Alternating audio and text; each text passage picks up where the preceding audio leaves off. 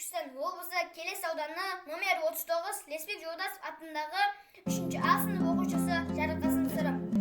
Сынып жетекшім Байсейітова Нұржамал. Ыбырай Алтынсаринның ананың сүйуі. Кім сендерді балалар сүйетұғын?